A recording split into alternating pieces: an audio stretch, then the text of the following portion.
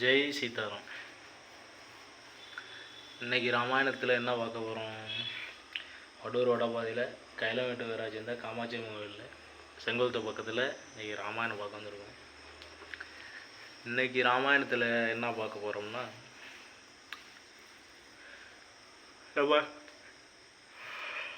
ராம் ராம் எந்த ஒரு விஷயத்துக்கும் குரு இல்லாமல் அவ்வளோ சீக்கிரமாக எந்த ஒரு விஷயத்தையும் அடைஞ்சிட முடியாது. ராமாயணம் பார்க்குறதுக்கு முன்னாடி இந்த குருவை பற்றி தெரிஞ்சுக்குவோம்.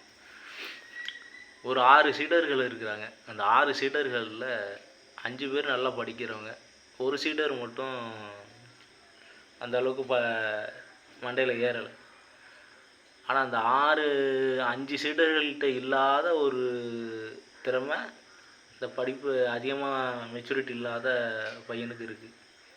என்ன இருக்குது அப்படின்னா, குரு எதை சொன்னாலும் கேட்பார், குருக்கு பணிவிடை செய்கிறது, பக்தியாக இருக்கிறது, குரு பக்தியாக இருக்கிறது, இதெல்லாம். ஆனால் இந்த சீடர்கள் மற்றவங்கள்லாம் எப்படின்னா, எல்லாம் தெரியுங்கிறதுக்காக அதெல்லாம் செய்ய மாட்டாங்க. அவங்க படிப்பு வேலை இது மட்டும்தான் பார்ப்பாங்க. வருவாங்க, படிப்பாங்க, போவாங்க. ஆனால் குரு பக்தி அப்படிங்கிறது அந்த பையன்கிட்ட எப்படின்னா, குருக்கு என்னென்னலாம் செய்கிறதோ, குருவுக்கு விழுந்து கவனிக்கிறது, குருவுக்கு சாப்பாடு வாங்கி கொடுக்கறது, குருக்கு படுக்க விரிச்சு கொடுக்கறது, குருவுக்கு தேவையான அத்தனையும் பண்ணுறது, இதெல்லாம் செய்கிறது அவங்களோட வேலை. அதே மாதிரி மற்றவங்கெல்லாம் பாஸ் ஆகிட்டாங்க. இந்த பையன் சரியாக எக்ஸாமில் அவர்கிட்ட என்ன கெப்பாசிட்டி அவ்வளோ தானே. ஆனால் குரு பார்க்குறாரு, சரி பரவாயில்ல, பாடுற மார்க்கில் போட்டு இவனை எப்படியாச்சும் பாஸ் பண்ண வச்சுருவோன்ட்டு போட்டு அடித்து இழுத்து வெடித்து அவனை எப்படியோ போட்டு அடித்து அவரோட திறமை மேலே அடுத்த கிளாஸுக்கு கொண்டு போயிடுறது. அதே மாதிரி தான் குருவோடைய அருள் இருந்தால் எவ்வளோ பெரிய இதாக இருந்தாலும் சமாளித்து பெருமாளுடைய பாதத்தை பிடிச்சிடலாம். நம்மெல்லாம் பெருமாள் பாதத்தை பிடிக்கிறதுக்கு நமக்கு அந்த அளவுக்கு சில பேர் தியானம் பண்ணுவாங்க, சில பேர் விரதம் இருப்பாங்க, அந்த மாதிரிலாம் இருப்பாங்க. ஒன்றும் கிடையாது நம்மகிட்ட அப்படின்னு கவலையப்படாதீங்க. ஒரு நல்ல குருவாக பார்த்து அவங்களுக்கு சேவை செய்யுங்க. அந்த நல்ல குரு கிடைக்கிறதுக்கும் பகவான் தான் அருள் பாலிக்கணும். பகவான்கிட்ட நல்ல குரு எனக்கு கொடுங்க, நல்ல குருக்கு நல்ல ஆச்சாரியர் கொடுங்கன்னு கேட்கணும். நீங்கள் அவங்கவுங்க மத வழக்கப்படி அவங்கவுங்களுக்கு ஏதாச்சும் ஒரு குரு இருப்பாங்க. அந்த குருவை பிடிச்சாலே பகவானை ஈஸியாக அடைஞ்சிடலாம். இப்போ எனக்கு ராமபெருமான் பார்க்கணும் அப்படின்னு ஆசை. ராமபெருமானை பார்க்கணும்னா அவ்வளோ சீக்கிரமெலாம் பார்த்துக்க முடியாது. அது நடந்தது ஏதோ ஒரு யுகம். இப்போ நடக்கிறது ஒரு யுகம், 2-3 யுகம், 2 யுகம் தாண்டி 3ஆவது யுகத்தில் போய் நிற்கிது, 4ஆவது யுகத்தில் போய் நிற்கிது, 3ஆவது யுகத்தில் போய் நிற்கிது. ராம் ராம். அப்போ நடந்த நிகழ்ச்சி இப்போ ராமபெருமானை நம்ம பார்க்கணும்னா எப்படி பார்க்க முடியும்? ஆனால் இருக்குது. இந்த பிரபஞ்சத்தில் எதுவுமே அழிவு கிடையாது, எல்லாமே இருக்குது. அதாவது கடந்து போகும்போது அது மாற்ற நிலை அடைஞ்சிருக்கும். அதை பார்க்கணும்னா அதுக்குள்ளே சக்தி வேணும், அதுக்குள்ளே அந்த மன ஒற்றுமை வேணும். அதெல்லாம் கொடுக்கக்கூடிய அளவுக்கு நமக்கு சக்தி கிடைக்கும். அப்படி ஒரு சக்தியை கொடுக்கணுன்னா பகவானே அருள் பாலித்து அவரே தீட்சை கொடுத்தா மட்டும்தான் அந்த நிகழ்வை பார்க்க முடியும். நிறையா பேர் பார்த்துருக்குறாங்க ராமபெருமானை. இப்போ சீக்கிரமாக பார்த்தவங்க யாருன்னா, நமக்கு நிறையா பேர் பார்த்துருக்கலாம், அதை வெளியில் சொல்லிட மாட்டாங்க. ஆனால் நமக்கு வெளியில் தெரிஞ்ச மாதிரி ஒருத்தர்னா தியாகராஜர், துளசிதாசர், இவங்கெல்லாம் இப்போ கிட்டக்க பார்த்தவங்க. அதனால் முயற்சி, நம்மளுடைய ஆசையை குறுகிய வட்டத்தூரில் வைக்காமல் பெருசாக பிளான் பண்ணி வைக்கிறது. என்ன சொல்கிறாங்க, 100 அடிக்கு தாண்டினா ஒரு 50 அடிக்காச்சும் இந்த நம்ம போய் தாண்டிடுவோம் அப்படின்னு சொல்லுவாங்கள்ல, அந்த மாதிரி நம்மளோட எண்ணங்கள் ஆசைகளை பெருசாக வைப்போம். அது மாதிரி எனக்கும் அந்த ராமபெருமானை பார்க்கணும் அப்படின்னு ஒரு ஆசை. அதுக்காக ராமபெருமானை பார்க்கணும் அப்படின்னா சும்மா உட்காந்துதான் இருக்குமா, அதுக்கான வேலையில் இறங்கணும். இப்போ ராமபெருமானை பார்க்கணும்னா நம்ம அவ்வளோ சீக்கிரம் பார்த்துட முடியாது. ஒரு மினிஸ்டரை பார்க்கணும்னா அவ்வளோ சீக்கிரமாக அந்த மினிஸ்டர் பார்த்துட முடியாது. அந்த மினிஸ்டருக்கு கீழே இலாக்காவில் இருக்கிற அமைச்சர்கள், அதுக்கு கீழே இருக்கிற மாவட்டம், வட்டம், இவங்களை எல்லாருக்கும் நம்ம தெரிஞ்சிருக்கணும். நம்ம தெரிஞ்சிருந்தால் நம்மளை பற்றி அந்த சைடு வரும்போது இப்படி மாதிரி ஒருத்தர் இருக்கிறாரு, உங்கள் மேலே பைத்தியமாக இருக்கிறாரு அப்படின்னு அவங்க ரெக்கமெண்டேஷன் பண்ணுவாங்க. அப்படி ஒரு காலகட்டம், அப்படி ஒருத்தர் அப்படி ஒரு விதி ஏற்பாடு பண்ணி கொடுக்கும். அப்படி அந்த வழியாக போகும்போது நீ இப்படி ஒருத்தர் இருக்கிறாரு பார்த்துட்டு போவோமே, இல்லை அவருக்கு ஏதாச்சும் அப்படி ஒரு காட்சி கொடுப்பாங்க. அந்த மாதிரி நம்ம ராமருக்கிட்ட அவ்வளோ சீக்கிரம் போய் நெருங்கிட முடியாது. ஏன்னா அது ஒரு என்ன சொல்கிறது, தூய்மையான அக்னி. அந்த அக்னிக்கிட்ட போகணும்னா நம்ம ஒரு அக்னியாக மாறணும். அது அவ்வளோ சுலபம் இல்லை. ஆனால் அந்த அக்னிக்கு தெரிஞ்சவங்கள்ட்ட யார் அப்படின்னா சிவன், பார்வதி, முருகன், பிள்ளையார், மாரியம்மா, காளியம்மா, உபதெய்வங்கள், தேவதைகள், எல்லா தேவதைகள், அதுமாரி அவங்கள நம்மளை சுற்றி உள்ள அனைத்து தேவதைகள் எல்லாம் ராமபெருமானுக்கு பிடிச்ச எல்லா தேவதைகள் எல்லாரையும் நம்ம என்ன பண்ணணும்னா வணங்கும்போது, அவங்களெல்லாம் மானசீகமாக நம்ம குருவாக நினச்சி வணங்கும்போது அவங்க நமக்கு ரெக்கமெண்டேஷன் பண்ணுவாங்க. இப்படி ஒருத்தன் இருக்கிறான், கிறுக்குபாய் இருக்கிறான், அவனுக்கு ஏதாச்சும் பார்த்து பண்ணி விடுங்க அப்படின்னு அவங்க ரெக்கமெண்டேஷன் பண்ணுவாங்க. நம்ம ஒரு ஊரில் இருக்கிறோம்னா அந்த ஊருக்குள்ளே இருக்கிற தேவதைகள் அவங்களுக்கு செய்ய வேண்டிய எல்லாம் நல்லது செஞ்சுட்டு, தாய் தந்தைகள், உற்றார் உறவினர்கள், நம்ம யாருக்கு மனசும் படாமல் பகவானுடைய நாமத்தை சொல்லிக்கிட்டு, பகவானுக்கு ராமபெருமானுக்கு என்னென்னலாம் பிடிக்குமோ அந்த கைங்கரியத்தெல்லாம் பண்ணிக்கிட்டே வரும்போது ராமபெருமானுக்கு இந்த செய்தி எப்படியோ போகும். அப்படியே தாவி தாவி தாவி போய் அவருடைய காதுக்கு விடும். நிச்சயமாக ஆஞ்சநேயர், சிவபெருமான்லாம் ராமருக்கு இஷ்ட தெய்வமே சிவன் தான். உற்ற நண்பர் வந்து உயிர் நண்பர்னா ஆஞ்சநேயர் தான், விபீஷணன் தான். இவங்கெல்லாம் அதுங்க பாரத சத்ரு இவங்கெல்லாம் எல்லாரையும் இவங்களையெல்லாம் நம்ம வழிபடும்போது ராமபெருமானுக்கு எப்படி இந்த ஒரு செய்தியை கொண்டு போய் என்றாங்க. நிச்சயமாக நமக்கு ஒரு நாள் காட்சி இருப்பார். நம்பிக்கை தான். அந்த நம்பிக்கையிலேயே நம்ம, ஏன்னா இதெல்லாம் நடக்க முடியாத ஒரு விஷயத்த நடக்காதுன்னு நமக்கே தெரியும். அது ஏதோ ஒரு யுகத்தில் நடந்ததுன்னு. ஆனால் அப்படி ஒரு யுகத்தில் நடந்ததையும் பார்த்துட்டாங்கல்ல. ராமதாசர் பார்த்துட்டாரு, அதான் துளசிதாசர் பார்த்துட்டாரு, தியாகராஜர் பார்த்துட்டாரு. அப்போ இந்த உண்மையான அன்பு நிச்சயமாக நம்ம கிட்ட அவங்கள கொண்டுட்டு வந்துடணும் ஒரு நம்பிக்கை இருக்குது. அதனால் சீதா பிராட்டியை நினச்சி கைங்கரிய வேண்டுவோம்.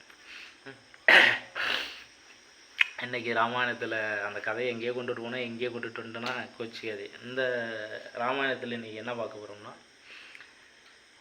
அதான் பற்றுதல். உண்மையாக சிந்திக்கிறது, ஒருத்தரை பற்றி சிந்திச்சுக்கிட்டே இருக்கிறது, ஒருத்தரை பற்றி ஆழமாக கூர்ந்து அவங்களே நினச்சிக்கிட்டே இருக்கும்போது அவங்கள்ட்ட நம்மளை கொண்டுட்டு போய் சேர்ந்துடும். இப்போ பார்த்தீங்கன்னா அப்படி கொண்டுட்டு போய் சேர்க்கும்போது இதுக்கு முன்னாடி நம்ம வாழ்ந்த வாழ்க்கை சுவாரஸ்யம் எல்லாம் நம்மளை விட்டு தூரமாக போயிடும். எதெல்லாம் நம்ம உண்மையான சொத்துன்னு நினச்சி வச்சுருந்தோமோ அந்த சொத்து வந்து நம்மளை விட்டு போயிடும். எதை ஒரு உன்னிப்பாக அதையே நினச்சிக்கிட்டு இருந்தோமோ அந்த சொத்து வந்துடும். எப்படி உங்களுக்கு சொல்கிறதுன்னா, அந்த ராமாயணத்தில் நீங்கள் நல்லா கவனிக்க வேண்டியது பாருங்கள். ராவணன் எல்லா விதமான சொத்து பொத்துகளோட ஆடம்பரியாது பொண்டாட்டி பிள்ளைகள் எல்லாரோட சந்தோஷம் வாழ்ந்தான். அப்போ அது மேலே தான் அவன் பற்று வச்சுருந்தான். அதை விட்டு அவன் போகல. அவனுக்கு அது மேலேயே தான் இருந்துச்சு. அதுக்குள்ளேயே ஓய்ண்டு அதிலே இருந்தான்.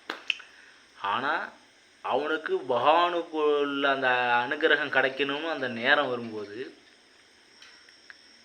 விதி அங்கே விளையாடுது. சீத ரூபத்தில் வந்து மகாலட்சுமி அருள் பாலிக்கிறாங்க. யார்? சீதா பிராட்டி தான் மகாலட்சுமி. அவங்க வந்து அருள் பாலிக்கிறாங்க. யார்? ராவணனுக்கு அருள் பாலிக்கிறாங்க. மகாலட்சுமி அருள் பாலித்ததுக்கப்புறம் எப்படி பகவானுக்கிட்ட போய் நெருங்காமல் இருக்க முடியும்? அதனால தான் ராமநாமம் எழுதும்போது சீதாராமான்னு சேர்த்து எழுதுனா தான் சீக்கிரம் பகவான்கிட்ட அந்த அனுகிரகம் கிடைக்கும். அப்போ சீதா பிராட்டி அனுகிரகம் பண்ணோட உடனே என்னாவது, ராவணன் சீதா பிராட்டியை உடனே அங்கேருந்து வந்து அபரிச்சிட்டு போயிடுறான். இப்போ சீதா பிராட்டி அனுகிரகம் கிடச்சிருது. சீதா பிராட்டி மகாலட்சுமி தானே சீதா பிராட்டி. அவங்க அனுகிரகம் கிடைச்ச உடனே மகாலட்சுமி அம்மா அருள் பாலித்த உடனே என்ன நடக்குது? அவனுகிட்ட உள்ள இந்த கெட்ட விஷயங்கள் பூரா கொஞ்சம் கொஞ்சமாக விலகுது. நீங்கள் வேணால் பாருங்கள், சீதா பிராட்டி உள்ளே போனதுக்கப்புறம் அவன்கிட்ட உள்ள ஆசா பாசம் எல்லாம் ஒன்று ஒன்றா போகும். புள்ள ஒருத்தராக பிரிஞ்சு போவாங்க. அவன்கிட்ட உள்ள செல்வம், அகங்காரம், திமிரு எல்லாம் அங்கே கடைசியில் அந்த ராமபெருமான் சீதா பிராட்டி அங்கே தேடிட்டு வர்றாரு. ராமபெருமானுக்கு இவருக்கும் சண்டை. இதில் என்ன ஒன்று, சீதா பிராட்டி உள்ளத்துக்கு வந்ததுக்கப்புறம் ராவணன் என்ன பண்ணாங்க, எனி டைம் ராமபெருமானே நினைக்க ஆரம்பிச்சிட்டான். சீதா பிராட்டி கொண்டாந்து உள்ளே வச்சதுக்கப்புறம் ராமனை என்ன பண்ணுவார், ராமனை என்ன அம்பு வச்சுருப்போம், ராமனை எப்படி எதிர்க்கலாம், ராமனை எப்படி கொள்ளலாம், இப்படியே ராமபெருமானையே நினச்சி ரொம்ப தீவிரமான ராமபக்தராக மாறிட்டான் ராவணன். இப்போ ராமபக்தர் ஆனதுக்கப்புறம் பகவான் காட்சி கொடுக்காமல் இருப்பாரா, முக்தி கொடுக்காமல் இருப்பாரா?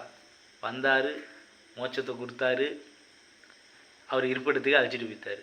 ராவணன் வேறு யாரும் இல்லை, மகாவிஷ்ணுவோடைய துவாரபாலகர்கள் தான் ராவண கும்பகர்ணன்லாம். எங்கேருந்து வந்தார்களோ அங்கேயே சென்று விட்டார்கள். இந்த கதை தெரியாமல் நம்ம நிறைய பேர் ராவணன் நல்லவன், ராவணன் கெட்டவன், ராமன் இப்படி செஞ்சான் அப்படி செஞ்சான்னு போட்டு நம்மளே குழப்பம். இதெல்லாம் விவாதத்துக்காக அவங்க எடுத்துக்கிற ஒரு இதுதான். எந்த ஒரு விஷயத்தையுமே விவாதமாக எடுத்துக்கிட்டோம்னா அவங்க பகவானை அடைய முடியாது. உள்ளே இருக்கிற உள் கருத்து என்ன அப்படின்னு முழுசாக தெரிஞ்சால் மட்டும்தான் பகவானை அடைய முடியும். இல்லை நான் விவாதமாக எடுத்துக்கிறேன் அப்படின்னு சொன்னால் கடைசி வரைக்கும் விவாதம் பண்ணிகிட்டே இருக்க வேண்டியதான். ராமர் அதை செஞ்சார், ராவணன் எதை செஞ்சான், ராவணன் சைடு ஒரு குரூப்பு, ராமன் சைடு ஒரு குரூப்பு, இப்படியே சொல்லி சண்டையும் சச்சரமாக இருந்து அவங்களுக்கு வந்து உள்ள பச்சரிப்பு போகாமல் இல்லை. இப்படி தான் இருக்கும் தவிர உண்மையான பக்தி என்ன அப்படிங்கிற சாராம்சத்தை புரிஞ்சிக்கவே முடியாது. என்ன சொல்ல வந்துச்சோ அந்த விஷயத்தை விட்டுட்டு மற்ற ரூபத்தில் போய் நின்றுட்டு அடிச்சுட்டு பிடிச்சிட்டு கிடப்பாங்களே தவிர அதில் உள்ள காதல், அதில் உள்ள அன்பு, அதில் உள்ள அந்த சுவாரஸ்யம், அவங்க எப்படி பின்பற்றி இறைவன் அடைந்தார்கள் அந்த சுவாரஸ்யம் யாருக்குமே தெரியாமே போயிடும். எப்படி சீதாபிராட்டி அனுகிரகம் பண்ணதுக்கப்புறம் ராமனை எனி டைம் ராமனையே நினச்சி அதான் ஒரு எண்ணத்தை ரொம்ப தெளிவாக அப்படி சாஃபாக கொண்டுட்டு போகும்போது பகவானுடைய அனுகிரகம் கிடச்சி பகவான்கிட்ட போய் சேர்ந்தார். அதனால தான் எப்போவுமே வேதத்தை நல்லா முழுசாக தெரிஞ்சுக்கிட்டால் மட்டும்தான் அதோடைய இதை நம்ம சாராம்சத்தை புரிஞ்சுக்கலாம். எது எதுக்காக நடக்குது, இது எதுக்காக நடக்குது அப்படின்னு தெரிஞ்சு சும்மா வாழையும் இதையும் தெரிஞ்சுக்கிட்டு நம்ம பேசுகிறதுல அர்த்தமே கிடையாது. அதனால தான் ராமாயணத்தை ஒவ்வொரு நாளும் பெரட்டி படிக்க புதுசாக உள்ளேருந்து உள்ள அர்த்தங்கள் பகவான் நமக்கு கொடுத்துக்கிட்டே இருப்பார். அதுலேருந்து நிறைய ஞானங்கள் வந்து நல்ல சிந்தனைகள் அதுலேருந்து மேல் நோக்கி பாயும். அதில் உள்ள என்ன சொல்கிறது ரகசியங்கள் புரியும். எந்த ஒரு விஷயத்தையுமே மேலோட்டமும் ஒரு வாட்டி படிக்கும்போது அது தெரியாது. திரும்ப ரிவிஷன் பண்ண ஒரு மிகப்பெரிய ஆராய்ச்சியாளன் எப்படி ஆகணும்னா ஒரே விஷயத்த ரிவிஷன் பண்ணிக்கிட்டே இருக்கும்போது அதுலேருந்து பல அர்த்தங்கள் தெரிஞ்சு அதுலேருந்து அவனை அசைக்கவே முடியாது. அதனால தான் ராமாயணத்தை ரிவிஷன் பண்ணிக்கிட்டே இருக்கணும். அதில் பண்ண பகவான் அறிவு ஊற்று மாதிரி வந்துக்கிட்டே இருக்கும். நீங்கள் டெய்லி ராமாயணத்தை பிரட்டிக்கிட்டே இருங்க. டெய்லி ராமாயணத்தை படிக்க அதுலேருந்து ஞானங்கள் உருவாகும். பகவான் எப்படி தூண்டணும், எப்படி வரைஞ்சா, எதுக்காக இந்த நிகழ்ச்சி நடக்குது, எதுக்காக இந்த நிகழ்ச்சி நடக்குதுன்னு ஒவ்வொன்றா உங்களுக்கு சொல்லி கொடுத்துக்கிட்டே இருப்பார். அப்படி சொல்லி கொடுத்து உங்கள் மனசு ஒரு நிலைக்கு வந்துடும். அப்படி வந்ததுக்கப்புறம் ஆட்டோமேட்டிக்காக நிச்சயமாக நீங்கள் ராமரை பார்க்கலாம். அதில் எந்த சந்தேகமும் இல்லை. நானும் அடியேனும் நான்கிற வரைக்கும் அந்த அகங்காரம் இருக்குன்னு சொல்லுவாங்க. அடியேனும் அந்த ராமபெருமானை நிச்சயமாக பார்ப்பேன் அப்படிங்கிற ஒரு நம்பிக்கையில் தான் இந்த ராமாயணத்தை டெய்லி ஒரு பேஜாச்சும் படிப்போங்கிற ஒரு முயற்சியில் இறங்கியிருக்கிறேன். உங்களுக்கு ராமபெருமானை நிச்சயமாக இந்த உயிர் போகிறதுக்குள்ளே பார்க்கணும் அப்படின்னு ஆசை இருந்தால் டெய்லி ராமாயணத்தை படிங்க.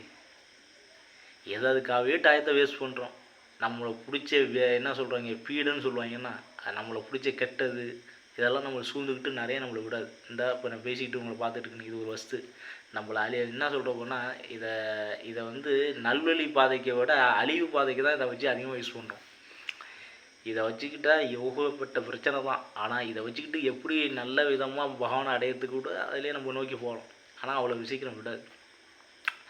அதனால் டெய்லி பகவானை பற்றி படிங்க, கேளுங்க, பாடுங்க. இதெல்லாம் செஞ்சால் மட்டும்தான், தீவிரமாக இருந்தால் மட்டும்தான் அதை அடைய முடியும். ராமபெருமானை பார்க்க முடியும். குறிக்கோளை பெருசாக வைங்க.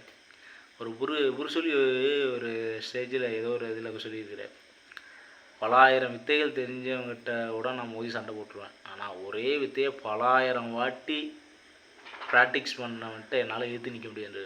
இதுலேருந்து என்ன தெரியுது, ஒரு வித்தையை பல தடவை அதையே ப்ராக்டிஸ் பண்ணிக்கிட்டே இருந்தோம்னா அதில் பெரிய ஜாம்பவான் ஆயிரும். ஜாம்பவான் அப்படின்னா என்ன, நீங்கள் ராமாயணத்தில் படிக்க வேண்டியது ஒரே ஒரு என்னென்னா, ராமாயணத்தை தான் சொன்னேன். இப்போ இந்த ராமாயணத்தில் தான் எதுவும் ஜாம்பவான் என்ன பெரிய ஜாம்பவானா அப்படிங்கன்னா என்ன, ஜாம்பவானை அசைக்கிறதுக்கு இந்த ஒரு ஆளே கிடையாது. நீ என்ன பெரிய ஜாம்பவானா அப்படின்னா அவ்வளோ ப்ராக்டிக்ஸ் பண்ண ஒரு ஜாம்பவான், சும்மா சாதாரண ஆள் கிடையாது. அது மாதிரி நிறைய பயிற்சி முயற்சி இருந்தால் நம்ம எதுலேயும் வெற்றி அடையலாம். நான் சொல்கிறது இப்போ என்னுடைய பாதையை பற்றி நான் சொல்லிகிட்டு இருக்கேன். நான் ராமபெருமானை பார்க்கணும், சீதா பிராட்டியை பார்க்கணும், ராமபெருமானோட ஃபேமிலி எல்லாத்தையும் பார்த்துட்டு தான் அந்த உயிரை விடணும். அதுக்குள்ளே நான் கர்மா நீக்க வேண்டியது அது வேறு கர்மா. இப்போ தாய் தந்தையர் உற்றாவுருன்னு இதெல்லாம் அது வேறு, அதெல்லாம் பாவ புண்ணியது இல்லை. இதெல்லாம் தாண்டி அந்த பரம்பொருளை பார்க்கணும், எப்படியாச்சும் பார்த்துட்டு தான் அந்த உயிரை இங்கேருந்து விட்டு கொண்டுட்டு போகணும் அப்படின்னு ஒரு ஆசை வச்சுருக்குல்ல. இதுவே ஆசை. இந்த ஆசை வைக்கிறத கூட ஏன் தப்பான இடத்துல வைப்போம்? வைக்கிற ஆசை நல்ல விதமாக வைப்போம். ஆசைப்பட்டு தான் நம்ம கர்மா முடிவு பண்ணா அது ஏன் கெட்ட விதமாக ஆசை வைக்க? நல்ல விதமான ஆசையை வைங்க. பெருமாளை நல்லா பார்த்து நல்லா சந்தோஷம் அந்த யுகத்தில் எப்படி இருந்தால் ராமபெருமான் காட்சி அளிச்சுட்டு அது எவ்வளோ பெரிய இது. இதெல்லாம் யாருக்கு கிடைக்கும்? அது மாதிரி உயர்ந்த ஆசையாக வைங்க, குறிக்கோளை உயர்ந்ததாக வைங்க. ஜெய் சீதாராம். அதேமாரி உழைக்காமல் எதுவும் கிடைக்காது. உழைக்கணும், ஹார்ட் ஒர்க் நிறைய உழைக்கணும். இந்த உலக க்ஷேமத்துக்காக நிறைய இங்கேருந்து போகிறதுக்குள்ளே நம்ம நிறைய விஷயங்கள் பண்ணணும். இதெல்லாம் ராமருக்கு பிடிக்கும். இந்த ராமபெருமான் அவதாரம் எடுத்ததே எந்த நோக்கத்துக்காகனா, இந்த லோகம் அழிவு பாதையில் போகாமல் நன்னடத்தையோடு நடந்து தர்மத்தை கையில் பிடிச்சி நடக்கணுங்கிறதுக்காக தான் இந்த ராம அவதாரம். எல்லாரும் சிறப்பாக இருக்கணும், அதன் வழியில் போகக்கூடாது, அடுத்தவங்க பொருளுக்கு ஆசைப்படக்கூடாது, சகிப்பு தன்மையோடு இருந்து எல்லாரும் விட்டு கொடுத்து சக மனிதர்கள் எல்லாம் சந்தோஷமாக வாங்கணும். அதெல்லாம் விட்டு நம்ம இப்போ நிறையா பாதையில் மாறிக்கிட்டு இருக்கோம். அது மாதிரி இன்றைக்கி ராம கைங்கரியத்துக்காக இங்கே ஆஞ்சநேயர் வருவார்னு நிறையா சாக்லேட்டு இதெல்லாம் வந்து உட்காருவார்னு வந்து பார்த்துட்ருக்கோம். இவங்கெல்லாம் ராம பக்தர்கள், ராமாயணம் வந்து கேட்டுட்ருக்காங்க. ஜெய் சீதாராம்.